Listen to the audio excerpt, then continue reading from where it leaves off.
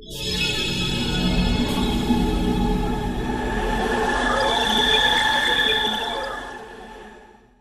बात इंडिया के high command को भी मालूम है कि पाकिस्तान 13 मिनट के अंदर पूरे इंडिया को ख़त्म करने की सलाहियत रखता है, क्योंकि इन्होंने पाकिस्तान ने पूरे 75 साल में जितना भी न्यूक्लियर की तैयारी की है वो जहन में रख के एक कंट्री को की है, क्योंकि थ्रेट भी तो इंडिया से था ना।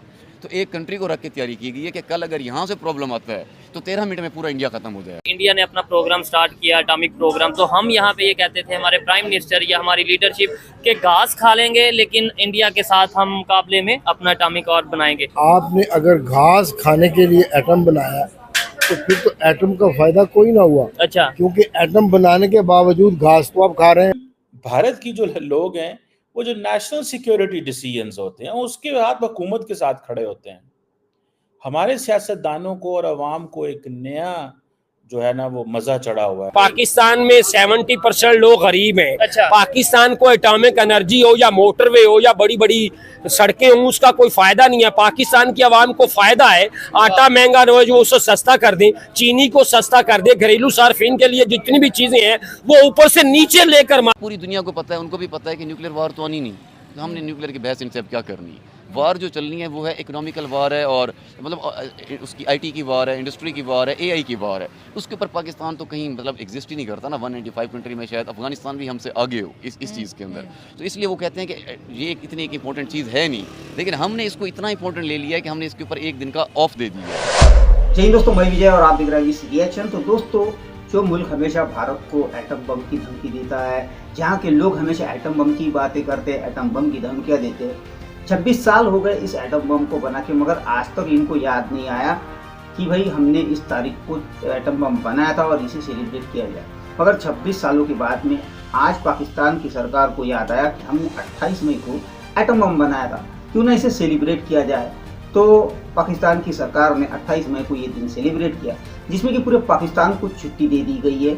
और बहुत से लोगों ने इसके ऊपर ये कहा कि भाई ये जो दिन सेलिब्रेट हुआ है, क्या ये दुनिया को दिखाने के लिए है कि भाई हम एक एटमी मुल्क है करके, या फिर आवाम को खुश करने के लिए, या फिर ये भारत को दिखाने के लिए।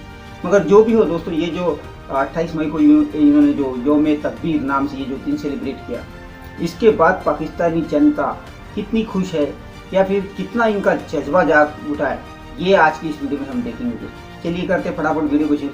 मगर वीडियो शुरू करने से पहले जो व्यूअर्स हमारे चैनल पे पहली बार आए हैं उनसे रिक्वेस्ट करूंगा, प्लीज़ हमारे चैनल को सब्सक्राइब कीजिए, वीडियो को लाइक और शेयर जरूर कीजिए। तो चलिए करते हैं वीडियो शुरू। तो पाकिस्तान ने डराने के लिए अपने पास हथियार रख लिया। अच्छा, किसको डराने के लिए? अब दुश्मनों को डराता ना इंसान, ठीक है, तो वो एक डराने के लिए हथियार रख लिया, ठीक है, और उसकी वजह से हम जंग से बचे रहे हैं। ठीक है। डायरेक्ट इन्वॉल्वमेंट खास तौर से इंडिया से, अच्छा, समझ आई ना। वैसे और इसका कोई फायदा नहीं हुआ मेरे हिसाब से। ठीक हो गया। अच्छा, आपने जो बात की है कि जंग से बचे रहे हैं, एक और चीज़, हमने जब एटॉमिक पावर सुना था, हम ये सुनते हैं कि जब बना रहे थे, इंडिया ने अपना प्रोग्राम स्टार्ट किया, एटॉमिक प्रोग्राम, तो हम यहाँ पे ये कहते थे, हमारे प्राइम मिनिस्टर या हमारी लीडरशिप, के घास खा लेंगे लेकिन इंडिया के साथ हम मुकाबले में अपना एटॉमिक और बनाएंगे।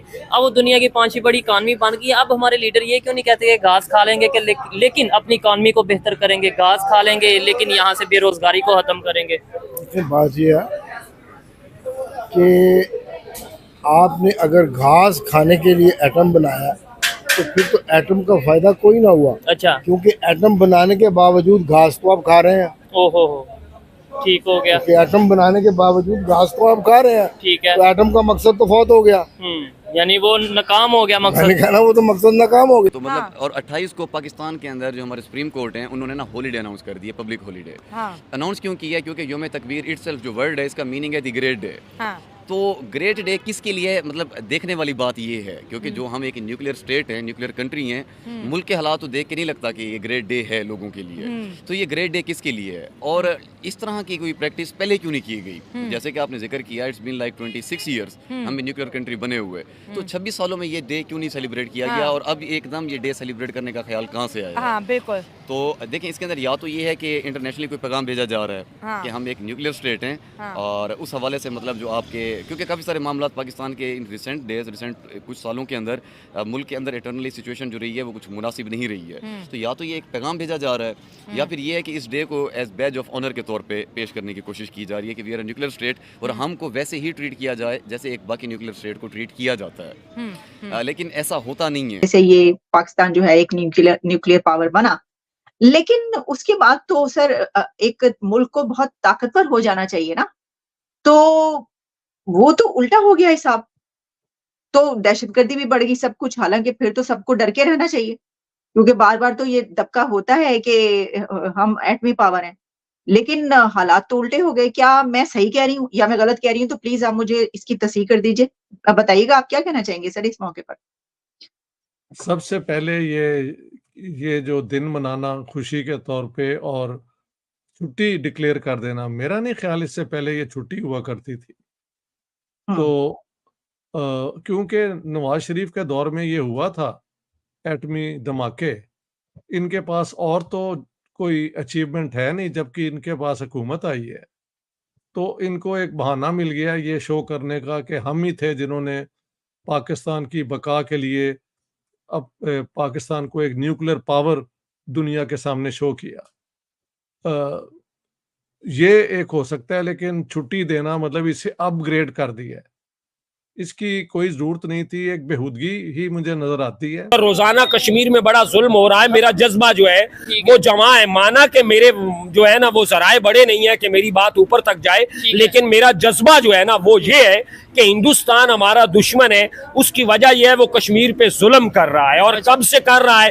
कौन होगा जो कश्मीर को बचाएगा? कौन फौजी अफसर होगा? कौन वजीर आजम होगा जो कश्मीर के लिए लड़ेगा? मुझे दूर दूर तक नजर नहीं आ रहा, लेकिन एक दिन ऐसा आएगा कि कश्मीर के लोग ही कश्मीर को आजाद करवाएंगे। अच्छा, ये आप पाकिस्तान साइड कश्मीर की अगर बात करें तो वहाँ पे प्रोटेस्ट हमें होते नजर आ रही है। एक हफ्ता पहले वहाँ पे प्रोटेस्ट हुए हैं, बहुत ज्यादा लोगों, 4-5 लोगों की जाने और बहुत ज्यादा लोगों को कैद किया गया। तो हम तो यहाँ पे क्या उन्हें राइट दे रहे हैं?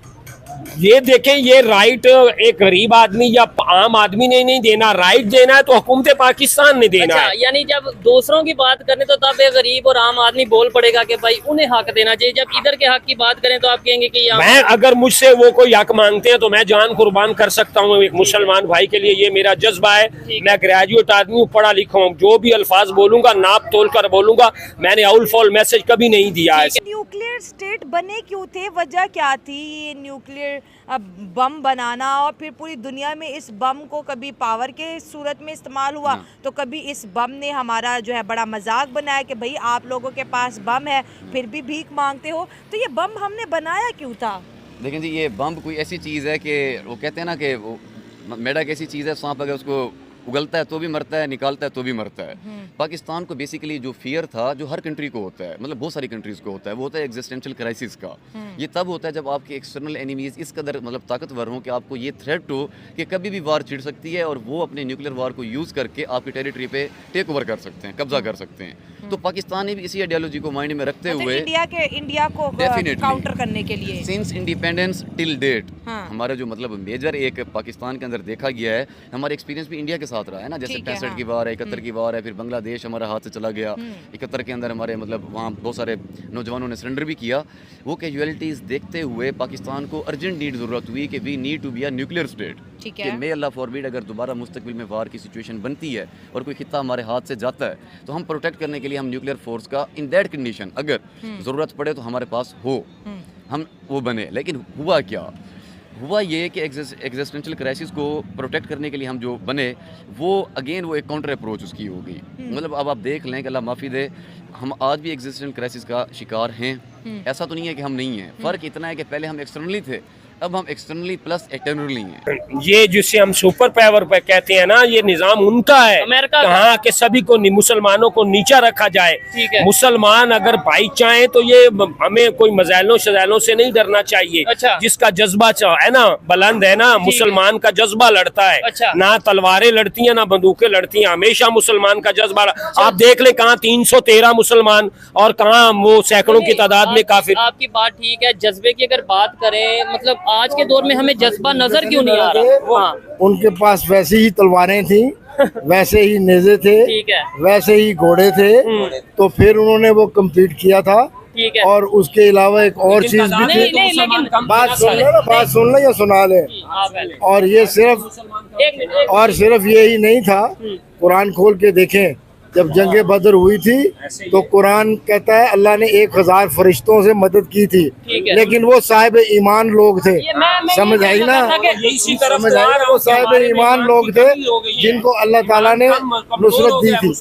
नहीं, आज के दौर में क्यों नहीं आ रहे? मतलब वो अगर आपने बोला जज्बा, आज के दौर में हम जज्बे से अपनी इकॉनमी को बेहतर कर लें, जज्बे से ये गुर्बत को खत्म कर लें, जज्बे से जो बेरोजगारी है उसे खत्म कर लें, जज्बा किधर है? आप दिखाएं जरा, आपके पास है जज्बा? जैसे मेरे पास जज्बा है, कहाँ है? कहाँ नहीं है, बंदे के अल्फाज से और बंदे के एटीट्यूड से उसका जज्बा नजर आता है। अच्छा, अब आप देखें एक गरीब आदमी क्या कर सकता है, पहले वो अपना चूल्हा जलाए या कि फिर वो किसी के लिए लड़े। अब हमारे इंडिया भी एक एटमी पावर है, अमेरिका भी है, और जैसे आपने कहा 10 से 15 कंट्रीज होंगी, लेकिन हमारा ही एटम बम सुर्खियों में क्यों रहता है?